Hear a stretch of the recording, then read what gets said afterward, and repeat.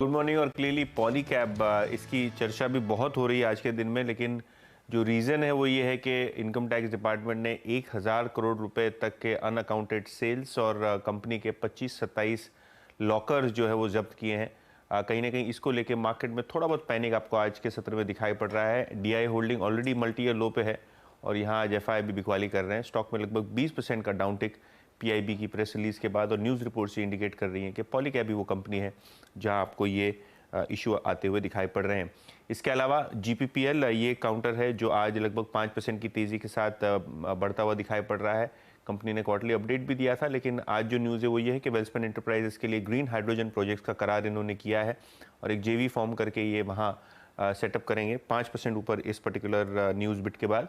और bank of India ये भी स्टॉक लगभग 2.5-3% की शुरुआती तेजी के साथ आपको दिखाई पड़ रहा है। मॉर्गन स्टैनली की यहाँ खरीदारी की सलाह है 135 के टारगेट के साथ और कंपनी की जो डबल डिजिट एडवांसेस ग्रोथ है इस साल दर साल बेसिस पे वो पसंद आ रही है। और ऑब्वियसली डिपॉजिट ग्रोथ थोड़ी अनुमान से कम है, लेकिन रीसेंट क्यूआईपी की वजह से लिक्विडिटी यहाँ भरपूर है, ऐसा ब्रोकरेज का मानना है। ओके यतिन, बहुत बहुत शुक्रिया। पॉलीकैब अब 20% डाउन ना, मतलब वो 10% का सर्किट खुला, फिर 15 पे आया, अब 20 पर आया और अब 20% डाउन। मतलब ये स्टॉक का स्टेयरकेस फॉर्मेशन बन रहा है यहाँ पर और सीधा एक ही दिन में ये स्टॉक का।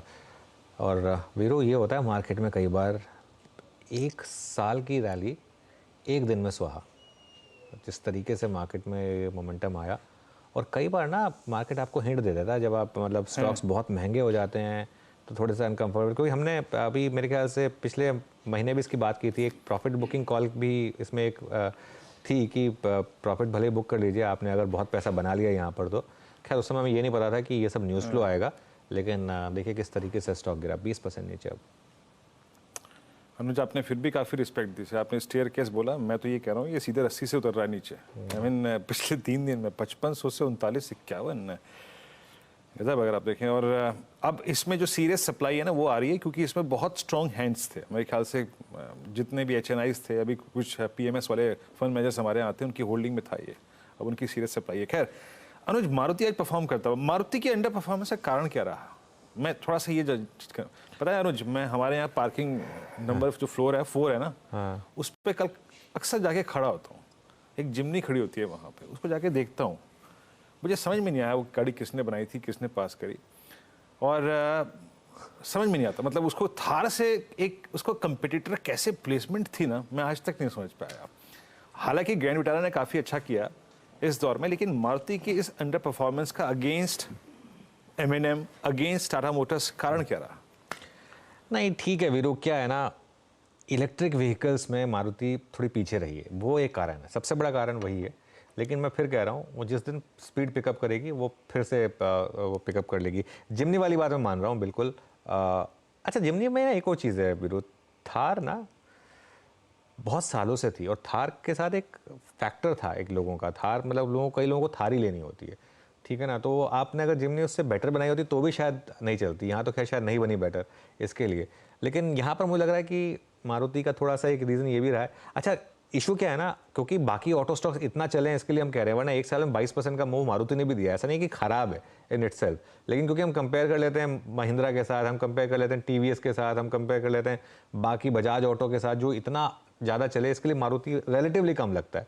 लेकिन ठीक है, ये सब फेजेस आते रहते हैं। मारुति में मुझे लग रहा है कि एक साइंस है कि चलने को तैयार है मारुति भी।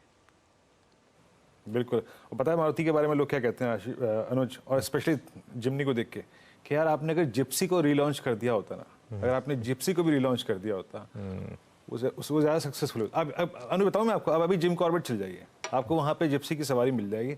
अभी वो गाड़ी इतनी अच्छी चलती है कि पूछिए मत। बिल्कुल। तो इसीलिए थोड़ा सा अगर आप देखें बुरा लगता है।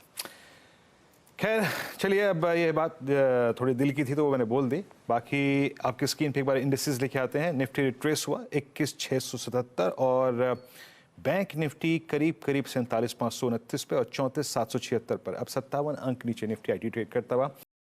बता दें कि मनी कंट्रोल पर दिए गए विचार एक्सपर्ट्स के अपने निजी विचार होते हैं। वेबसाइट या मैनेजमेंट इसके लिए उत्तरदायी नहीं है।